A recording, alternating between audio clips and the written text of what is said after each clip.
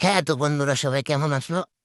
ঘুমিয়েছিলাম, ঘুম থেকে উঠে জামা কাপড় ধুতে হবে সেটা মনে পড়লো। তো যেরকম কথা সেরকম কাজ। জামা কাপড় ধোয়ার জন্য নিচে নিয়ে গেছিলাম, ওয়াশিং মেশিনে ধুতে হবে। তো একের পর এক জামা কাপড়গুলো ভালো করে সাইজ বাই সাইজ ওখানে রাখতেছিলাম ভিতরে। তো অল্প সার্ফ ছিল একবারের মতন, অত তো সেই মতো করে সার্ফটা দিয়ে দিলাম ওয়াশিং মেশিনের ডাকনায়।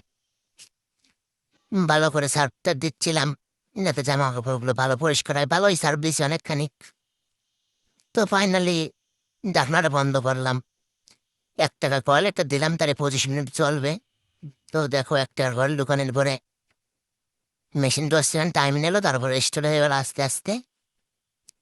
২৫ মিনিটের জন্য তো ফাইনালি মেশিন ঘোরা স্টার্ট হয়ে গেছে। জামা কাপড় ধোয়া টোয়া হচ্ছে। তো আমি এবার উপরে চলে আসলাম। উপরে চলে এসে কিন্তু জুস ছিল সকালের, তো সেটা একটু বের করে চেপে দিলাম হালকা করে, হালকা টেক। জুসটা ভালোই টেস্টি ছিল। তারপরে আবার জুসটা কেটে গেলাম নিচে, দেখলাম জামা কাপড় ধোয়া কমপ্লিট। তো জামাগুলো বের করে নিলাম আর ধীরে ধীরে। ভালোই পরিষ্কার হয়েছে, মোটামুটি চলবে আর কি।